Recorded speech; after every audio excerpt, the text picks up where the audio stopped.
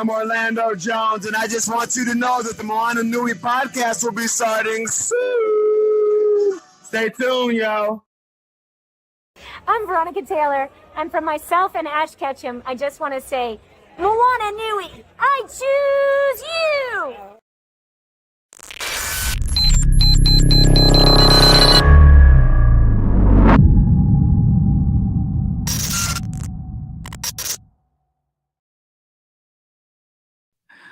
Aloha mai kako, everyone. Welcome to the Moana Nui Podcast. We are so excited to be launching our celebration of Asian American, Pacific Islander, and Native Hawaiian Month in the month of May. Mahalo for joining us tonight. My name is Moana McAdams. I am the host and founder of the Moana Nui Podcast. I'm also the children's book author for The Adventures of Nakoa and Nohea, and obviously an advocate for our wonderful Indigenous, Native Hawaiian, Pacific Islander, and communities of color. Welcome, and I'm so excited to have all of you join us tonight. I'm really excited to have my partner in crime, my sis Dana, back with me here on the show. It has been a while for us, a little bit of a bumpy ride here at the start of 2023, but we're really excited to have her back with us this month. So I will let her introduce herself and send it right over. All right. Aloha, everyone. I am Dana, the other half of the Moana Nui Podcast. I am a event planner, content creator, and line producer for another show, The Bop with Karen Ashley, the Yellow Power Ranger, and I'm a photographer and voice actor. So we're so excited to kick this month off with these panels to recognize ANHPI Heritage Month this month. So, of course, I'm going to hand it over to the yin to my yang, the Renaissance woman of our time. I'm going to give it over to the lovely, the beautiful Moana. Alrighty, guys. So tonight's topic is priced out of paradise, how Native Hawaiians are forced off of their homeland.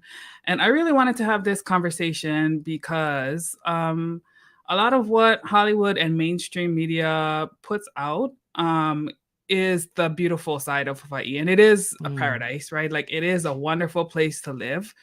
But there are a lot of aspects about our homeland that they don't talk about. And so that is the reason that I wanted to raise this particular topic, especially like, you know, we love to enjoy these wonderful IPs. Like for me, obviously my name is Moana, so I'm going to be a huge fan of Disney's Moana film. But there are critics out there who talk about, you know, like how it just further perpetuates the colonizer mentality and only talks about like the beauty of the islands. But like, what about the actual lives of the Pacific Islanders and the local communities, right? Because it's not just Native Hawaiians, it's not just Pacific Islanders. Hawaii is a melting pot of cultures, and there are a lot of unique challenges that our communities face. It's not all bad, it's not all good, but we're really trying to find balance. And one of the things I wanted to do with this particular episode is have some conversations with some folks who have connections to Hawaii from different perspectives and different lenses. And so I'm really excited to have our three panelists with us tonight because they come at this topic from very different perspectives. And I really, just want to hear, what they have to say about this, learn about their experiences, and most importantly, share it with all of you so that you can better understand kind of the context of Hawaii and the ongoing issues that our communities face. So before we get started, I will, introduce you all to them, tell you a little bit about themselves, and then we'll jump into our panel. So our first guest is Kavika Hoke. He has been working in the film industry and in Hawaii and in Los Angeles for 8 years. He has spent 6 years working with Disney Parks Entertainment. He's worked on Paradise City, $1 Million, The Deadly Yoga Retreat, Aloha with Love, to name a few. He is now leading Manavakal Productions and has been has moved back home to Hawaii to create opportunities for Hawaii talent and filmmakers to create authentic stories about Hawaiians that live in the islands. And his production, which I'm really excited, newest production is called Moku Moku. It is a Native Hawaiian comedy series that will be coming to us very, very soon. Maybe you were lucky and you got to check out the pilot episode, but all I can say is rodeo prostitute. Okay. And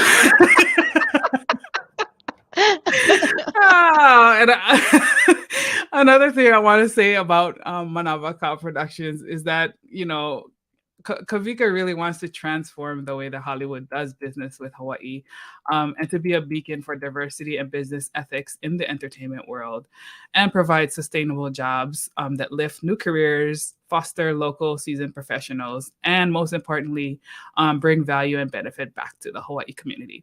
So with that said, let's bring Kavika up to the front. Aloha, Kavika. Aloha. How's it, everyone? I cannot wait for this series. Oh my gosh. Yes. Mahalo for joining us. Good kind laughs. All right.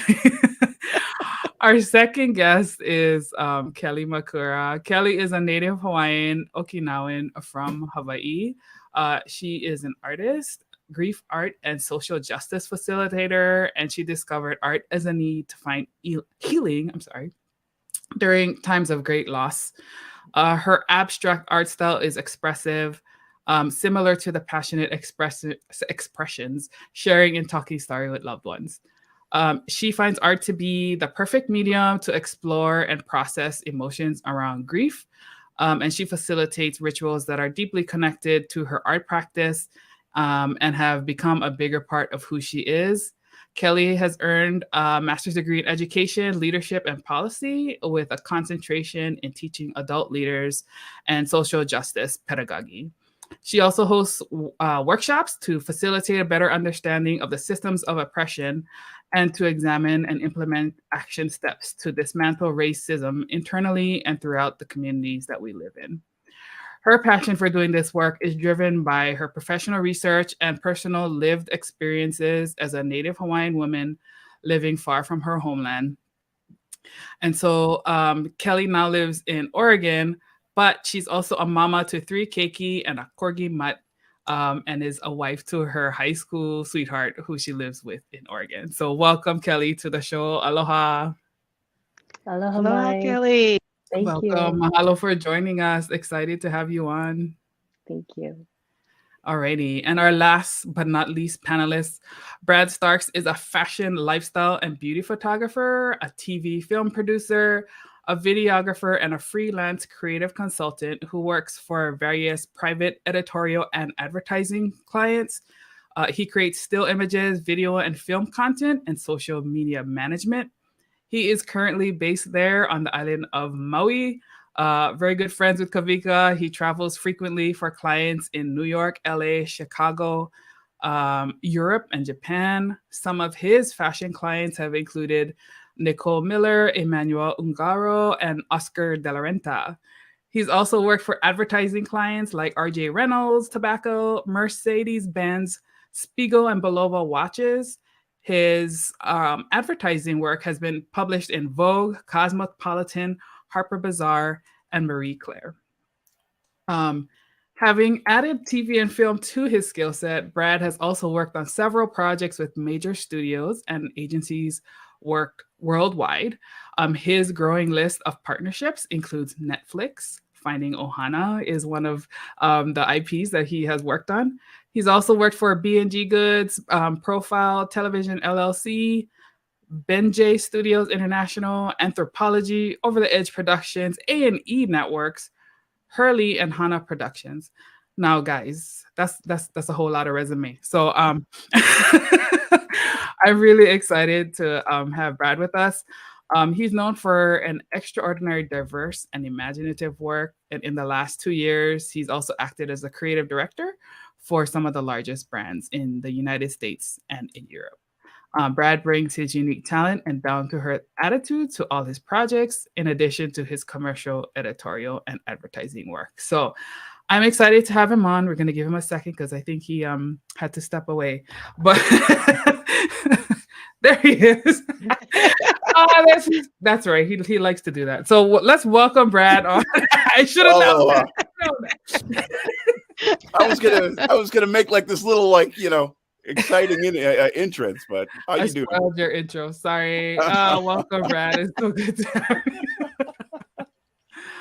Oh man, I'm really excited because just reading all of you all's bios and introductions, I'm like, wow, what a diverse group we have here. And so, before we get, jump started deeper into the questions, let's go around and give everybody introduction. Can you tell our guests, what is your piko? What is your connective tissue to Hawaii? Where's your family from? Were you in high school? All the local kind questions. So we'll go ahead and start with Kelly. Yes. I born and raised on the island of Oahu. I lived there for most of my life, and then I had the really lucky chance to live on the Big Island for several years, and that's where I met my husband. We both went to Honoka'a High School. So yeah, Honoka'a grad. And then we both went to the University of Hawaii Manoa. And yes, go Bows. And yeah, all my family's still there. Grandma, aunties, uncles, sisters, cousins. My mom had recently moved up here. She's a few minutes away, which has been such a lovely gift. But for the most part, a lot of my family's still on Oahu. Awesome. Oahu representation. Yeah. Okay, let's go to Kavika. How's it, everyone? Well, my grandparents are from Maui. My grandfather was raised Makua and Haleakala. My grandmother's from the Pili. They moved away from Maui when they were teenagers and joined the military. I was a byproduct of that, being born and raised in Oceanside, California, just outside of Camp Pendleton Marine Corps Base. And my family is split in half, half on the continent, half throughout the islands, predominantly Maui and Oahu, with a few on Big Island. And I was lucky enough to spend most of my life growing up in a unit of Polynesians and Native Americans and African Americans throughout my youth, where we got to protect and procure our culture because we were segregated from the rest of the society. So my grandparents used that as an avenue to help start the Hui o Hawaii of San Diego. And that's a lot of what maintained my culture and my roots, was having a halal that moved with us as we moved throughout our lives, serving the country. And I'm just excited to be here today. I love that. And I can't wait to talk, a little bit more also about how the communities of Hawaii kind of connect on the continent too. So Brad.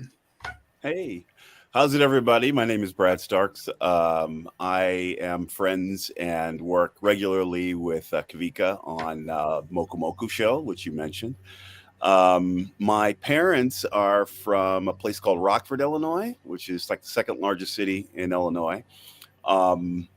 Early on, when I was a kid, I got interested in photography and wanted to see if I could do something different from my dad. Not that what my dad did was not great. My father used to play for the New York Jets, and it was always thought that I would also, follow in his footsteps. But, early on, I kind of figured out, that, constantly ramming your head at full speed into guys larger than you was probably not going to be a great idea. But I got interested really early in the arts, and especially photography and fashion photography. And my father was very, very, supportive of that. So I ended up going downtown for photography. Was lucky enough to work with some of the greatest photographers there. built up a portfolio for myself, started to work for all of the leading agencies there. And one of the, probably after I was in it for like about 4 or 5 years, a couple of the more successful models that I was shooting for were coming back from Europe, and they were like, hey, this is the card that I got from my agent in Paris. This is the card I got from my agent in Italy. They told me to tell you, if you want to come out here and shoot some of their models, they'll put you up in a place, they'll pay you for it, they'll circulate your portfolio. So after about a year, I was just like, yeah, let me try that. So went there to live there for like 3 months, and I ended up there for about 3.5 years. So after that, I moved to New York, established myself, created sort of like a network, still kept all the contacts that I had in Europe and brought those with me. And once the recession hit in New York, gosh, I was probably there for about almost like 30 years.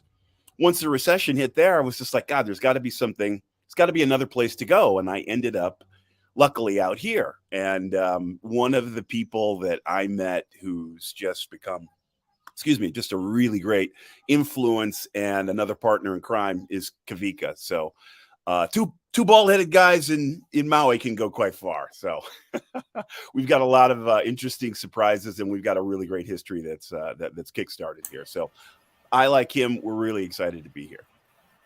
Yeah, that's amazing. Like, you've had such an interesting career. You've worked with so many different brands, and ended up having Hawaii become your home now. How long have you been in the islands? And like, what do you think makes Hawaii special for you? Gosh, it'll be 11 years for me the end of next month, and during sort of like our first upcoming like season of shooting Moku Moku. So that's going to be exciting and seminal for me. What makes Hawaii special? What makes Hawaii special, outside of, like you say, obviously the nature and the connection sort of like with nature of what you get to see every day is incredible. But what really makes any place special really is the people. It's the people. I've been so fortunate to have learned what ohana actually means, and to be steeped in this culture is life-changing. And I've personally witnessed people from the mainland who have come here who have never experienced sort of like the nature and the vibe that we get off when we work together as a crew, and they leave forever changed. So that's one of the most, I think, important things about living here and experiencing that here. Wonderful. So Kelly, what are your thoughts about that? Like, for you, you grew up in Hawaii, but you now live in Oregon. So how long have you been living away? How did your family end up on the continent? Yes. So I thought about this the other day. I am very sad to say it's been 20 years since I've moved off the islands, and that's long. That's 2 decades to be away from home. And, everything Brad just shared about why being in Hawaii is so beautiful, it's a big part of what I miss. I miss the community. I miss the people. I miss the culture. I miss the food. Oh my God, I miss the food. And, when we go back home to visit, we're not there as tourists. We're there coming home, and the kids love it. I have a 9-year-old, a 13-year-old, and a 16-year-old. And even though they've lived on, the continent for most of their lives, they go home and they get to be around family. They get to see the cousins. I have 27 cousins. So you can imagine like all their offspring. So my kids have tons of cousins, and they're like, why are we not living close to family? And I'm like, oh my God, it's a long story. It's hard. It's hard to be away from home for so long. And yeah, it's been a while. Yeah. What are some of the difficulties that, like, was it difficulties of living in Hawaii that led you away, or was it more like of a natural transition with career and things like that? Yeah, so honestly, it was more of a like looking into the future. Was like, Mhm. okay, I had good internships. I was at UH Manoa. I had great internships. I had a good part-time job, but I was looking around at the cost of living was increasing. I was looking at the kind of pay that I was getting, and I just kind of felt like I saw the writing on the wall. Like it was going to be really difficult for me to have a family, and to be able to survive outside of my own parents' home.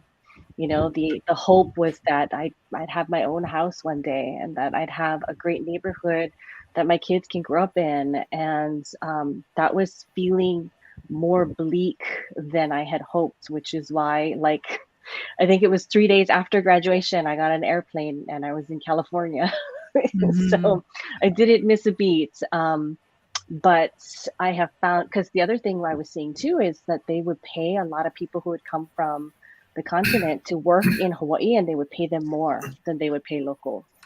And that was very apparent. And I thought, okay, if there's any chance that I can make it in Hawaii with a good salary, maybe I got to move away and kind of increase my value that way.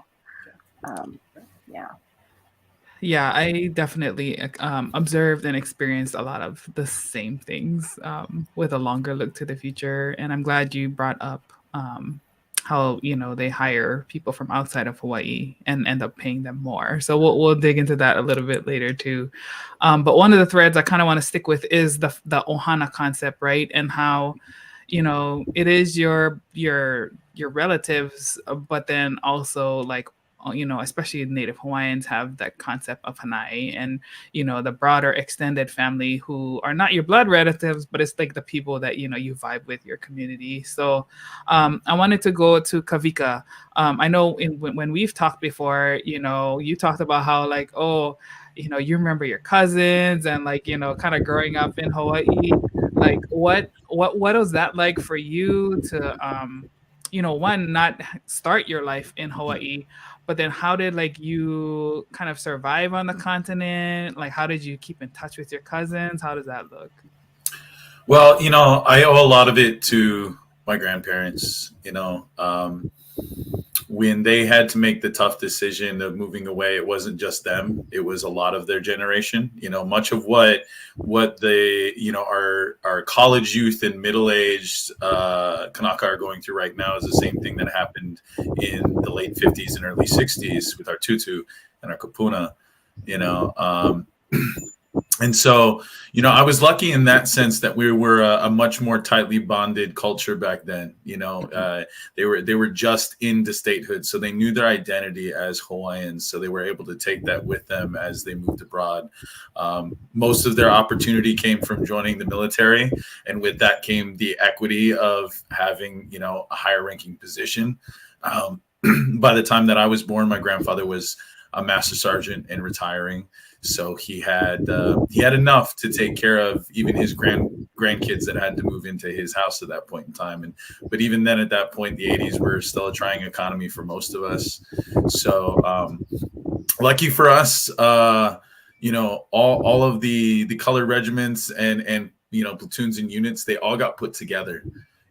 So it really kept us intact as a people, because we were able to, if we did have to move, we moved as a unit. Luckily we didn't have to move that often. Really, my grandparents stayed locked in Oceanside for the majority of their lives. They contemplated moving back many times, but it was always wrought with, well, how do we help take care of my tutu's land in the Pili and pay all those back taxes, because she lost most of her family's land to just being able to afford to pay for groceries. And then whereas my grandfather's side of the family, most of it was just taxed out until the house was, had a lien put on it. And I spent most of my life, whenever I did visit Maui, whenever we went up country, the only thing I ever knew about my grandfather's childhood home was through a chain link fence that said A and B on it. So there was a lot of effort put into bringing us back once my grandparents could afford it, even though we never moved back. A lot of long summers, even some extended times in the year when they felt it was better to just keep me here than send me back to the continent. But growing up on the mainland, you know, it had its moments, but it definitely wasn't all that it was cracked up to be. You know, I mean, the great part of having our hui, keeping us intact as Hawaiians was one thing, but also constantly facing the gentrification wave. I mean, even for a place as progressive as California, it was a land of blue laws, you know, all the way up from the 70s through even the early 2000s. I mean, it was it was still illegal to have curly hair in the workplace for a person of color. I mean, I grew up watching my mother flat iron her hair every morning, pouring argan oil on it to keep it fresh, but then having to flat iron it just to get that promotion, and then every day waking up at 4 a.m. to do it just to be taken seriously. You know, which it boggled my mind. It made a lot of hard points in growing up, you know, beside her, because she had a cultural identity shift in herself to be able to adapt. And at the same time, I was living in the freedom of trying to embrace my culture that my grandparents had afforded me. So it was very, it was confusing at many points. There's a lot of my life where I look back now as an adult, having understood it, why she had to do what she had to do. You know, but through all of it, we managed to maintain our family. You know, most of us stayed in the San Diego area. Some of us moved off to Washington, Oregon, you know, East Coast. A lot of my family went into the service. So lots of Navy and military guys that ended up, you know, working Washington, D.C. eventually. But, you know, if there's anything that I appreciate the most about growing up on the continent in that time, was that we at least still had each other, and there was a great effort made to keep us intact as a people. And some days, as I've returned, you know, and noticing the great decline of Kanaka who can afford to stay in our homeland, that, you know, part of that is what really keeps us alive. You know, it's a very night and day. You know, it's almost like I lived in a time capsule for, you know, most of my life, that we were protecting a culture that was nearly extinct at the time. And now that I return back to Maui as a formed adult, and I see things and I know things that some people just turn to me, oh, how you know that, bro? And I'm just like, well, doesn't everybody know? You know? And then it's just like, wow, you know, it even happened here too. And so, you know, to some degree, I'm lucky, and I am proud of what my grandparents established in me and in my cousins to make sure that we could stay, you know, true to our people. But now, as someone who's moved to Maui and made it a full-time, you know, effort to bring and repatriate more Kanaka back home, I noticed there's still so much to do. Yeah, absolutely, for sure. I like that you brought up the time capsule kind of thing, because I think it's like one of those unique things that you know, anyone who's spent some time away from home and come back, you know, there's some things that are still the same in a good way, and some things that are still the same in a not so good way. So yeah, that's one of the unique challenges, I think. But I also liked how you talked about like the cultural identity challenges, and, you know, like how to navigate and adapt between the two different places. Kelly, did you find that to be a challenge for you too? And how do you help your family, especially your kids, right, who are not, you know, amongst their family and amongst the Hawaiian community a lot? How do you kind of keep that strong for them? Yeah, that's a great question. I want to mention a experience I had when I first moved to California. I remember sitting in the middle of a meeting and looking around and realizing I was the only person of color in that room. And I was having a firsthand experience of like, oh, I'm very different. And I didn't realize that growing up, right? Like growing up in Hawaii, there's so much diversity. You didn't even have to think about it. It just is, like, it's the way of living.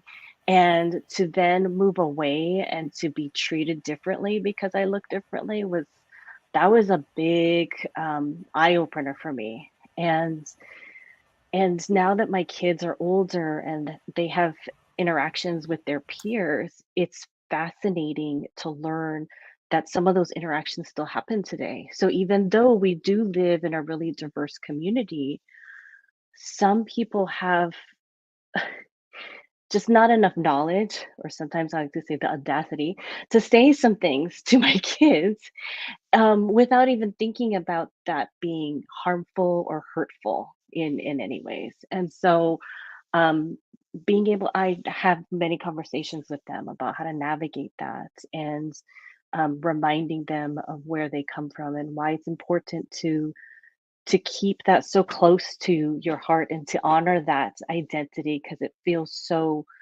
you, so them, so unique. Because being away from home, you feel that pressure to assimilate. You feel that pressure to look like everybody else, so that you can also succeed in the ways they do.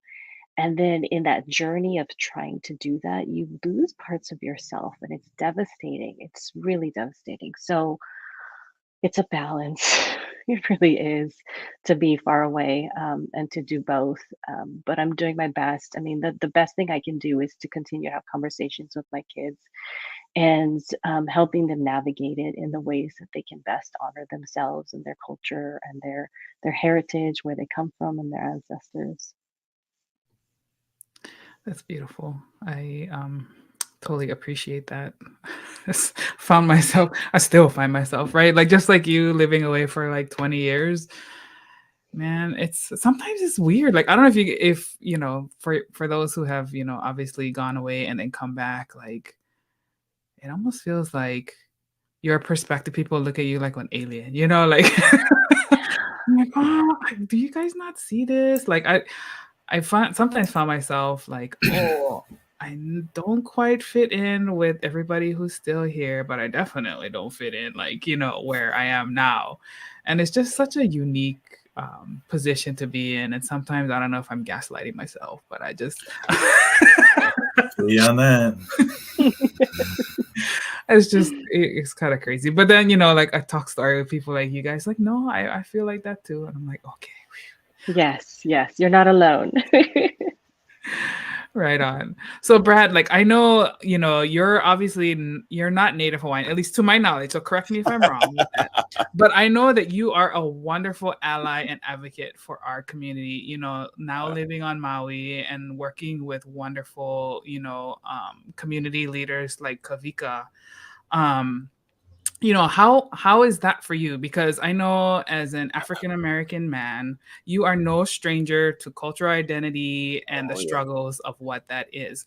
So how is that like for you in Hawaii? Do you find it easier to you know, just kind of like maintain your existence, be Brad, be your person? Like, you know, how is the Hawaii community special to you in that way? Well, yeah, I mean, being African American and traveling, you know, to Europe as I have, I mean, number one, I've always been made aware of how the outside world would characterize me. Personally, my parents, you know, made a point of making sure that my sister and I understood that at a very young age. And Kelly, I'll tell you, definitely have that strong communication with your kids. And half of that whole battle not only is to be able to play past it, the expectation of who they think you are. And unfortunately, a lot of Western mainlanders only know about people of color what they see on TV. And I grew up in the 70s where, I mean, Kavika will tell you, I mean, there's a well-meaning friend of ours who wrote this script and he needed someone to play sort of like the black character in it. And I had to say the phrase jive turkey like 4 times. And I was like, seriously? And, you know, it's my, I'll tell you something. One of the things that I realized about how lucky I was to grow up within the family that I was in, my full name is Bradley Marshall Starks. My older sister's name is Dana Elizabeth Starks. Now, I didn't think anything of that until I started to go out in the work market. And, you know, as a photographer, you go around with your portfolio and you send the portfolio ahead of being asked in the room and then getting an actual interview. So you make that phone call, and Kavika, listening to you sort of talk about your mom straightening her hair, I'm sure your mother had like that white lady voice. My parents were exactly the same. You know, we were not allowed to talk like our cousins, you know, who talk the street. You know, we can all do that and that kind of thing. You know, that's sort of part of our culture. But one of the responsibilities, Kelly, as a parent, is to teach your children what the world is like. And I mean, Kavika and I can go off on like a tangent here politically about, you know, how there are certain states in the mainland that do not want to teach real history because my child's feelings will get hurt. Well, if we're all dark enough to be hung by the Klan, guess what? Your kids should have it together enough. You should make them morally strong enough to learn the truth of what happened to people like us. But I digress. But I'll make that phone call as Brad starts on the phone and I sound a certain way. And then when I step in the room, they'll be like, oh, you're Brad. You know, they expect the preppy sort of white guy to walk in with an Izod shirt and all this kind of stuff. But then, you know, if you don't let that affect you and you just go in and you just be yourself, and like you say, you just be Brad, people are just like, gosh, you know what? You know, I was wrong about that. And, you know, being able to be lucky enough to travel to Europe and to meet other people and just to let them encounter how together you are and what your understanding is of systemic racism. And I'm not saying that everybody understands that. I mean, one of the things I think that people of color and families of color have in common is that we will sit down to dinner and we will talk about how we need to deal with our white brothers and sisters. It doesn't go the other way. They're not thinking about you. And I think all of us are probably at an age where we've had like that one white friend where we've had to say, hey, Mike, come here. I got to talk to you. You know what you said about so-and-so? You know what that made me feel like? And then they're like, oh, no. But, you know, it's up to us to sort of shepherd would-be allies on what their shortcomings are and understanding of our culture. And one of the things I've really loved about my discovery of living here in Hawaii is that I've always tried to live with aloha, but I've just never understood it the way I understand it now. And I think a lot of kids, Kelly, yourself, you're out there in the mainland, you have a lot to share with people in the mainland about what your culture is about and really helping people see the best in themselves. So I would just say that. That is absolutely wonderful, because I think that is something that is super important for, you know, those who have moved to the continent. It's like it's a huge responsibility too, because like, you know, to your point, like people only know what they've seen on TV, right? Like, and so that's why I feel like, you know, like it's wonderful to have properties, you know, that talk about our communities and show our communities, but then it's also a huge kuleana, because, you know, you are essentially framing for people like what Hawaii is like, what Native people are like, what local communities are like. And so like nobody expects you to be perfect, but like you do have you know, if you take it the right position, like it's a wonderful opportunity for you to share, because nobody knows. Like you could tell them like any kind of story, right? Like you could be like Portuguese, whatever, you like tell whatever kind of story you like. You can make up stuff, right? But like you have a platform, and I think especially now with technology and social media, like that's a wonderful opportunity. It's also a responsibility though, right? Like, because what message you're putting out there is like people are taking that as like quote unquote like the Bible, like this person from Hawaii, this is what they told me, right? Like, so, you know, like I'm gonna believe that because that's what I know, right? So I think that's a wonderful point that you brought out there. So I kind of want to go switch a little bit. We'll talk about what has already been brought up a little bit, the land loss thing, and over tourism and the high cost of living. And I want, Brad, I'm going to go back to you because I know we talked a little bit, in a separate conversation about some of your previous work that you've done with HGTV, House Hunters TV show, right? Like, and they love to feature Hawaii. And so I kind of wanted to get your perspective on like what it's like working, with those companies. And like, at least for me, like as a native Hawaiian, to me, like those shows is beautiful, but they're not selling to locals, right? So like, how is that like working in that particular space? And I would love to hear like, what you were saying, like, do they care about like the locals and what's going on? Or do they just care about like, I want my prime spot on the beach? What is that like? Well, I mean, like any network that creates a show, like House Hunters, is they're basically trying to come up with a template of a product that if they go to San Diego, if they go to Illinois, if they go to Spain, or they go to any other place, they need to have a setup way in which they show and tell a story that works anywhere they go. So no, they're not. The first season that I worked on, they're not interested in sort of delving into what the culture is like, what your next door neighbors are going to be like. They're basically just taking Westerners, mainlanders who have money, who are looking to get a second home or looking to just start over again. I want to live next to the beach. Hey, let's move to Hawaii. And the way that they would put the home and the things together it really looked like you were walking into, say, like someone's living room at Portland. But once you stepped outside, oh, I'm in Hawaii. So, it was interesting to sort of watch that. And I worked on this show maybe like 3 or 4 times. Like the first season I was involved, and this was maybe like 7 or 8 years ago. I got asked back 2 years later because I was working on a bunch of other things. And then it was the show got handed over to a different production company.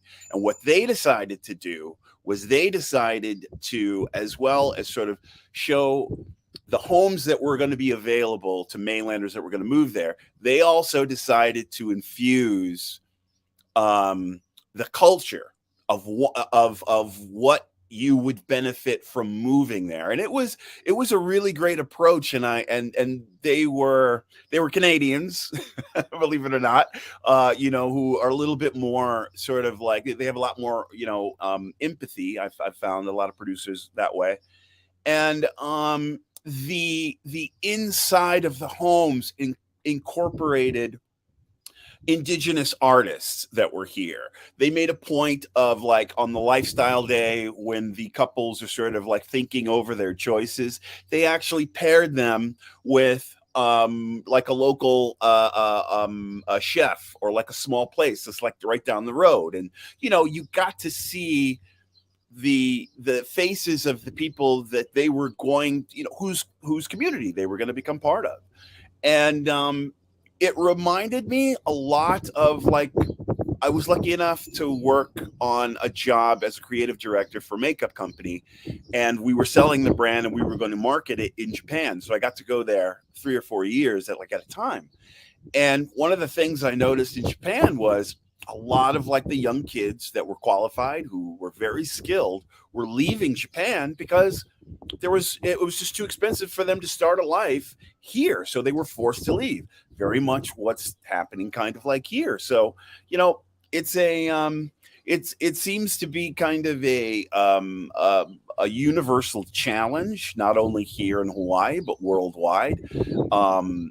It's really expensive to live here. And I think the community and Maui County as a whole, I think they're beginning to try to do some things. Kavika and I have got an associate or a friend who is in the business of tiny homes. And that's something that, is a possible start to the answer of a bigger problem. Gotcha. Thank you. So Kelly, I know with your family, you talked a little bit about the cost of living. Have have you seen, like, whether it's your family specifically or other, you know, families that you knew, you know, any experiences of where people lost their land, like, especially like, you know, Kanakas who are, you know, losing their ancestral lands? Has that been something that you've experienced in your view? Oh, definitely. And it's devastating, you know, especially as our kupuna are in that transition, in that phase of them becoming our ancestors, and they leave land to family members. Mm, It's, you know, and they leave it to multiple family members. It's not just one. So everybody's splitting it. It is easier for folks to say, let's just sell it, let's just get rid of it, because we're going to get a high price. And we'll be able to divide that easily so that we can afford to live, versus like, how can we hang on to, you know, grandma's land? How do we hang on to grandpa's land? How do we still provide a way and opportunity for family who had to move back to the, you know, had to move to the continent, to come back and visit and have some place to stay instead of having to stay at a hotel, which is also expensive. So we've seen a lot of that in the last 2 decades, and it's heartbreaking. And then even as a Kanaka, my own family, you know, we've lost land in Ka'u because of taxes. We've lost land in Waimea Valley because of taxes. And, you know, we've lost ancestral lands that was given to our families because they didn't know what taxes were. They didn't know they didn't know how to make money. Like, it's heartbreaking. And I hear, you know, my sister was talking about the other day, she had heard more and more families are moving off the islands and moving to the continent because they can't afford land. And I'm like, it's at, at what point can some rich person come in and make a difference and stop that from happening, so that Kanaka can stay back, you know, on the island? Like, there's going to be a point. We already have such a small percentage of native Hawaiians. I mean, it's going to continue to get smaller and smaller throughout Hawaii, and it's heartbreaking because so much of our connection is to the land, is to the Aina, is to our ancestors that are buried there. Like, yeah, it's hard. It's heartbreaking. I don't know any Native Hawaiian that isn't dealing with this right now. Yeah, absolutely. It's a very, very touchy subject. And so, at least for me, you know, because people are like, oh, why did you leave? You know, I'm like, well, how long you got? Like, do you want to know like the surface answer, which is like the cost of living is expensive? Or do you want to go back into like my family's history? And like, the more I, you know, research about my family, and like, you know, recently discovering that like my family was ali'i. So like getting even more upset because like, do you even know that like this whole town, like, you know, on the island of Kauai, you know, my auntie was telling us, oh yeah, the whole town of Kapa'a, and, you know, up here, up in the homesteads, and, you know, that was all our family's land, you know, like, and it's just such a touchy topic, and I don't want to take the time from you guys, so to go off on my own tirade. But yeah, it's really really complex topic, and for those who, you know, don't understand this, like, okay, why is the taxes going up? Well, let me explicitly say, because rich people coming, buying up our land, you know, you have, it could be like huge parcels like Zuckerberg on Kauai. It could be the whole damn island, like Ellison on Lanai, you know, and what's even like adding insult to injury is that not only are they buying the land, but they don't even freaking live there. You know what I mean? So like, they're causing these long-term impacts to people who actually live there, while they like snowbird or, you know, do whatever. They come for wherever there's a vacation home, a couple weeks, and then they go off to wherever the heck else they got, you know? And so, you know, if you come to Hawaii and, you know, one, you're a part of that, and two, like, you come in ignorant and you don't understand those issues, that's why you might get some heat from us, like, especially if you're ignorant, because like, come on now, we have social media, and please do your research, or listen to shows like us so we can kind of teach you. But this is not like, you know, it's all about education, right? And helping people to understand. Now, after we tell you and you still do the same thing, then we're really going to have a problem with you, right? Like, that's when it becomes a little bit more violent, I guess I would say, not that we're gonna be violent to you, but like it's like you're a choice of ignorance now, right? Like so I think that's a very important thing to kind of foot stomp. Now, Kavika, I know your family dealt with the land taxes too. What was that like for you guys on your island in I think you said Napili, right? In your grandma's house. Yeah.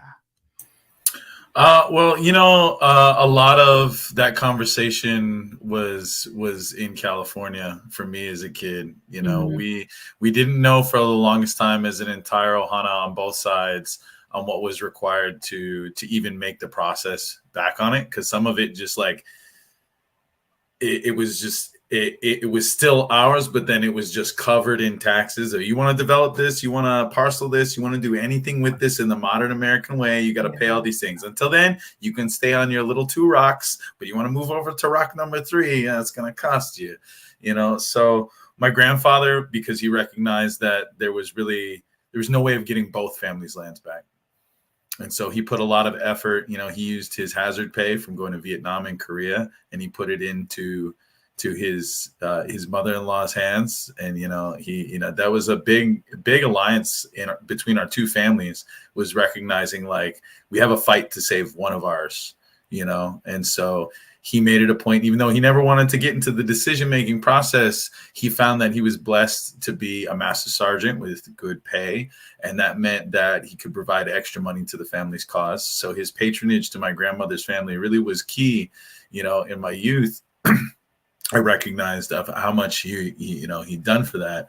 Then, fall later into the years where he's out of the picture, my grandmother's retired, and then, her health, and how she has to rely on the rest of what my grandfather gave her. And still we're fighting to pay and maintain that land, even just to, have a chance at just walking on it.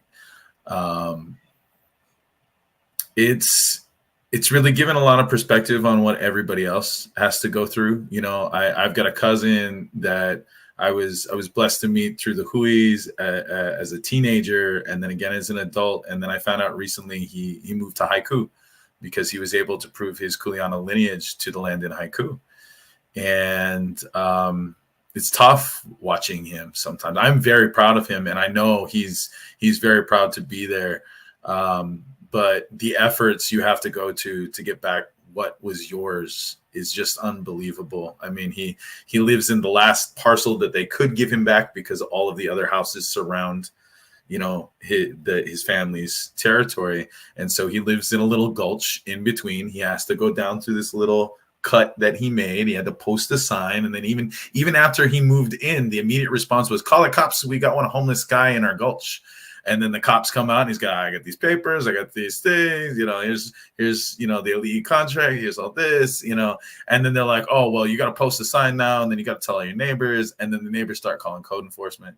And then the neighbors start finding ways of weird complaint, and he's just a young kid with a collar patch and trying to learn, where his place is in the universe. But then we're now surrounded by a bunch of NIMBYs, the classic not in my backyard. And it's like, bro, it wasn't even your backyard. So what you getting on about, And so that can be very disheartening too, because there's a lot of people that think they're afforded ownership of this land. The term kama'aina has blurred over the past century, to befit the colonizer more than it befits the people of this land, And so that's been a really hard thing too. The first time I came back, I was just hanging out with some localized transplants, best term I can come up with.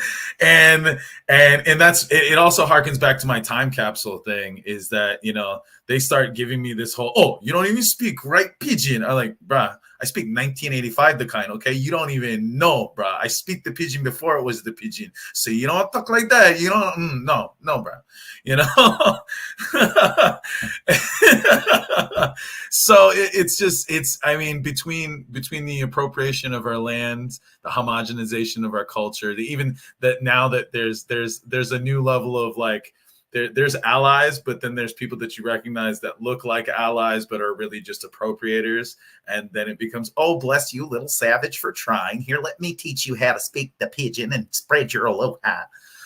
So it's, I'm surrounded by caricatures, and that's like half of what's inspired my show, is that we're now in a land of caricatures. It really is. You have some great people left over from the old age of the Hawaiian kingdom. You got tutus and kapuna from every walk of life that fused into our kingdom, and you see it, that in different colors and different origins everywhere, and you recognize that last piece of old Hawaii as you return. But then you also see this new generation of people who think they're afforded, because it's just another star on the flag to them. It just says, oh, we colonized it, it's ours, I can live in my American dream here. And it's like, we were trying to live the Hawaiian dream long before you arrived. And, sometimes, your dream is someone else's nightmare. Oh my gosh. Thank you so much for that laugh. That it's a laugh. It's one of those things where you gotta laugh so cry. Because like we laugh about this, but it is serious to us. Like it's generational, trauma, it's, oh man, especially, being on the continent. But I'm glad you mentioned like about people who kama'aina, and like what does that even mean? What does it mean? We don't know what it means anymore, right? Like Kelly, from your perspective, like what does kama'aina mean? Because I don't want to give like let's everybody give your definition of like what it meant to you when you were in Hawaii. That's a great question, because to me it feels like it's changed over time. Like growing up, that meant the folks that were born and raised there, whether you were an immigrant that got to be, families, plantations, like that's everybody who ended up there, that's kama'aina. But now I see it used as almost like a catchphrase, or like a it's everybody can be kama'aina, and it's like, well, not really. But yeah, that's what I've noticed over the years, the change. How about you, Brad? How have you seen the kama'aina term used? One of the initial reasons why I first moved here, outside of just trying to get outside of New York, was I met a really incredible woman, and we started dating. And she was third generation Japanese who was born and bred here. And I heard her using that phrase quite a bit, and I asked what it meant. And she was just like, well, if you go to like a restaurant or something that's local, that's here, some will offer you a kama'aina rate simply because you're part of the community. And in order for a lot of these places to sort of like stay in business, the prices have to be at such a rate in which they can afford to pay these damn taxes that you guys were just talking about. So it becomes necessary